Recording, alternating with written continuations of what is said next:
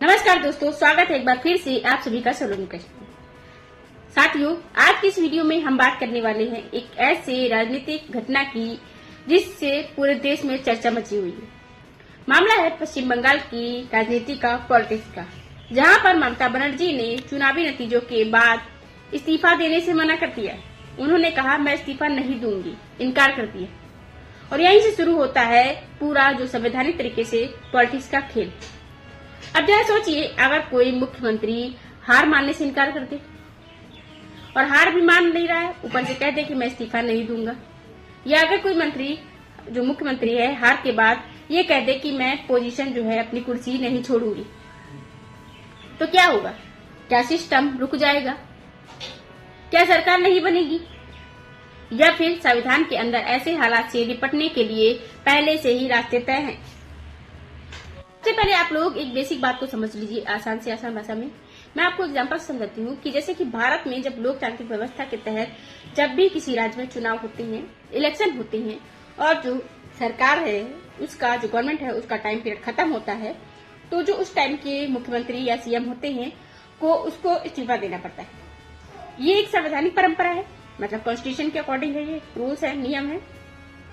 इसके बाद जो नई सरकार है उसका गठन होता है, मतलब उसको लाया जाता है, चाहे वही पार्टी दोबारा जीत कर ही क्यों ना आई हो या फिर दूसरी पार्टी आई हो, लेकिन प्रोसेस दोबारा से होता है। ये बारे आपने पहले भी कई ऐसे उदाहरण देखे होंगे, जैसे मैं आपको नीतीश कुमार का एग्जांपल देती हूँ। उन्होंने भी चुनाव के बाद से अपना इस्तीफा दिया था, मतलब वो जीत गए थे फिर से दोबारा से, लेकिन उसके बावजूद जब आप जीत भले गए हो लेकिन आप पुराने सीएम थे तो आपको पहले रिजाइन देना होगा। उसके बाद जब आप नए सीएम दोबारा से बन रहे हो तो उसके लिए आपको शपथ ग्रहण करनी पड़ेगी पूरा नियम कानून के हिसाब से। ताकि वो दोबारा से मतलब शपथ ली थी, उसके बाद वो मुख्यमंत्री दोबारा से बिहार के सीएम बने थे। यानी आपको पोजीशन अपनी कुर्सी छोड़नी होगी पहले, फिर उसके बाद दोबारा से मिल जाएगी और फिर से लेना है। तो ये जो रूल्स है, ये प्रक्रिया है, वो दोबारा से होती है, हमेशा से कॉन्स्टिट्यूशन का हिस्सा रहा है। लेकिन इस बार स्थिति थोड़ी अलग दिखाई दे रही है। अब यहाँ पर इस्तीफा देने से ही मना कर दिया है ममता बनर्जी जी ने, जो कि बंगाल की पूर्व सीएम रही हैं, अब तो वर्तमान में जैसे कि देवनाथ बन गई हैं। और यही चीजें पूरे मामले को इंटरेस्टिंग बना देती हैं। अब सवाल उठता है, अगर इस्तीफा नहीं दिया जाता है तो क्या आगे कोई काम नहीं होगा? आगे क्या होगा इसके बारे में तो देखिए, तो इसका सीधा जवाब है कि संविधान के अंदर इसका भी तोड़ है, इसका भी नियम कानून बना हुआ है कि कोई ऐसा करेगा तो आगे क्या होगा। तो देखिए, संविधान के अंदर इसका रूल नियम मिलता है।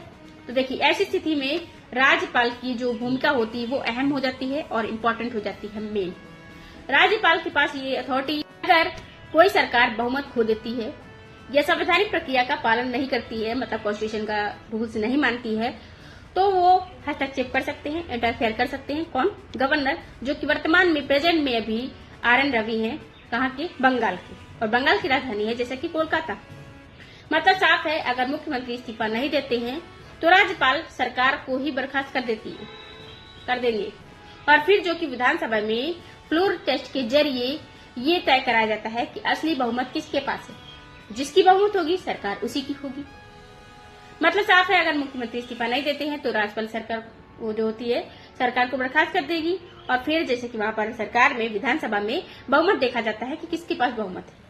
और आपने देखा कि 207 बहुमत आ चुका है किसके पास? बीजेपी के पास। और 80 किसके पास है? बंगाल की टीएमसी पार्टी, जो कि ममता बनर्जी के पास। अब यहाँ पर एक और अहम बात आती है, बहुमत का खेल। यहाँ पर एक बात ये अहम हो जाती है कि बहुमत का खेल लोकतंत्र में आखिरकार फैसला संख्या के आधार पर ही होता है। जिसके पास बहुमत, जिसके पास वोट ज्यादा होंगे, उसी की सरकार बनेगी। तो मान लीजिए जैसे कि जिसके पास ज्यादा विधायक होते हैं वही सरकार बनाता है। अगर किसी पार्टी के पास स्पष्ट तरीके से क्लियरली बहुमत है तो फ्लोर टेस्ट में वो आसानी से अपनी ताकत के जरिए मतलब साबित कर देगा, और ये राज्यपाल जो है उसी पार्टी को सरकार बनाने का इनवाइट देंगे, मतलब इन्विटेशन कार्ड देंगे। इस पूरे प्रोसेस में एक बात जरूर होती है, समय थोड़ा टाइम ज्यादा लग जाता है, लेकिन जो लास्ट होता है ना, लास्ट में होता वही है जिसके पास बहुमत तय करता है। बहुमत जिसके पास ज्यादा होती है, सरकार उसी की बनती है। अब यहाँ पर एक राजनीतिक एंगल भी समझना आपको जरूरी है। इस्तीफा न देने का फैसला सिर्फ एक तरीके से इलीगल नहीं है, संवैधानिक तरीके से ये सब नहीं करना है, बल्कि ये रणनीतिक भी हो सकता है, इसमें राजनीति भी हो सकती है इस्तीफा न देने की वजह। ऐसा कई बार इसलिए उठाया जाता है ये कदम, ताकि ये संदेश दिया जा सके पब्लिक को या जनता को कि जो हार को पूरी तरह उन्होंने स्वीकार नहीं किया है। वो कह रही हैं, ममता बनर्जी का कहना है कि हम हारे नहीं हैं, हम ऑफिशियल तरीके से हारे हैं, पर जो नैतिक रूप से मोरली तरीके से हम नहीं हारे हैं, हम जीते हैं और यहाँ पर हमारे साथ चीटिंग की गई है, उनका यही कहना है। और जो उनके समर्थक हैं, उनके सपोर्टर हैं, उनके बीच में ये भावना बनी रहे कि लड़ाई जो है अभी खत्म नहीं हुई है ममता बनर्जी जी की। इसके अलावा राजनीतिक रूप से पॉलिटिक्स में, जैसे हम आपको बता दें, एक्टिव बने रहने का भी ये एक तरीका रहता है इनका, क्योंकि जब आप चर्चा में रहते हैं तो आपकी जो मौजूदगी है वो बनी रहती है और भविष्य के लिए, राजनीति के लिए जमीन तैयार होती रहती है। कुछ बयानों में चुनाव प्रक्रिया पर सवाल भी उठाए गए हैं और कहा गया है कि चुनाव जो है निष्पक्ष नहीं हुआ है, इसमें चीटिंग की गई। ऐसे मामलों में कानूनी रास्ता भी खुला रहता है, आप कोर्ट जाके वहां पर मतलब कर सकते हैं कि कानूनी मामलों का जो दरवाजा है वो खुला रहता है और कोई भी पार्टी अदालत का दरवाजा खटखटा सकती है, न्याय मांग सकती है वहां से अगर उनके साथ गलत हुआ है तो। लेकिन यहाँ एक चीज आपको समझना जरूरी हो जाता है, जब चुनाव आयोग पूरी प्रक्रिया पूरी कर देता है कंप्लीट तरीके से, लीगल तरीके से, और ऐसे मामलों में कानून की तरफ ये लोग जाते हैं, तो देखिए नतीजे घोषित भी हो जाते हैं उस टाइम पर। तो भी जैसा कि अब हो चुका है कि देवनाथ वहां की सीएम बनेंगी बीजेपी पार्टी से, और तब संवैधानिक रूप से वही परिणाम, मतलब जो रिजल्ट होते हैं, मान्य होते हैं, जब तक कि अदालत कोई अलग फैसला न दे। मतलब अदालत अगर कहती है कि हाँ भाई ममता बनर्जी के साथ गलत हुआ है या यहाँ पर चीट किया गया है, धोखेबाजी हुई है, तो फिर कुछ आगे बढ़ेगी। लेकिन अभी तक के लिए यही माना जाएगा कि हाँ बीजेपी जीत चुकी है और बीजेपी की पार्टी से सदस्य जो भी होगा वो सीएम बनेगा। और जैसा कि अभी रत्ना देवनाथ सीएम बनने की तैयारी में है, ये आपको समझ में आ गया होगा। और अगर मामला जो है अदालत तक जाता भी है तो वहां सुनवाई होगी, सबूत पेश होंगे, पहले सुनवाई होगी, सबूत पेश किए जाएंगे और फिर कानून के आधार पर फैसला आएगा। लेकिन तब तक सरकार गठन की जो प्रक्रिया है अपने रास्ते पर चलती रहती, मतलब रूल्स, जो नियम कानून है जो करने चाहिए, फॉलो करने चाहिए, वो सरकार अपने अकॉर्डिंग करती रहती जब तक उनका कोई, जैसे कोर्ट की तरफ से कोई फैसला आता है कि भाई नहीं ऐसा नहीं ऐसा है। तो कुल मिलाकर के सिचुएशन ये है कि अगर इस्तीफा नहीं भी दिया जाता है तब भी लोकतांत्रिक जो प्रक्रिया है, जो रूल्स हैं, जो काम है, वो आगे बढ़ते रहेंगे, रुकेंगे नहीं। संविधान के अंदर स्थिति के लिए, हर स्थिति के लिए, हर सिचुएशन के लिए रास्ता मौजूद है वहां पर। अब जरा इसे एक बड़े पक्ष में हम लोग समझते हैं कि इसमें ऐसा मामला क्यों चल रहा है, क्यों ऐसा हो रहा है।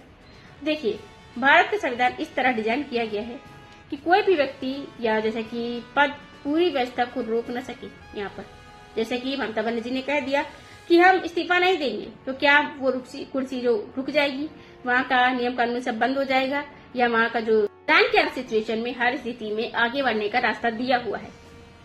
और जैसे मैं आपको बता दूं, यही वजह है कि चाहे कितनी भी राजनीतिक खींचतान क्यों न हो जाए, अंत में, लास्ट में जो प्रक्रिया होती है वो कंप्लीट होती जरूर है, पूरी होती है और नई सरकार जो कि बनती है। और अब सवाल ये भी है, क्या ऐसे कदमों से राजनीतिक माहौल पर असर पड़ता है? जी हाँ, बिल्कुल पड़ता है। जो समर्थक होते हैं, सपोर्टर होते हैं, उनका मनोबल, विपक्ष की राजनीति, रणनीति और जैसे कहें कि मीडिया की चर्चा, सब कुछ इफेक्टिव होता है, इससे इफेक्ट पड़ता है। लेकिन लास्ट में, अंत में सबसे अहम ये होता है, वो है कि संख्या, बहुमत किसके पास, और जो कि संवैधानिक प्रक्रिया होती है उसके अकॉर्डिंग जो जीतता है उसी को सीएम बनाया जाता है, सरकार उसी की बनती है।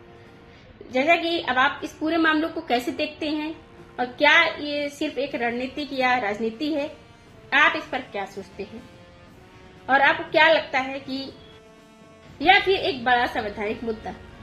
अपनी राय, जो कि अपनी ओपिनियन है, वो हमसे शेयर जरूर करिएगा कमेंट बॉक्स में। एंड अगर आप ऐसे ही गहराई से समझने वाले वीडियो पसंद करते हैं तो चैनल को सब्सक्राइब करना बिल्कुल ना भूलें, क्योंकि यहाँ आपको हर बड़े मुद्दे का आसान और जैसे क्लियर तरीके से एक्सप्लेनेशन दिया जाता है, समझाया जाता है। मिलते हैं अगली वीडियो में और एक नए टॉपिक के साथ में। तब तक के लिए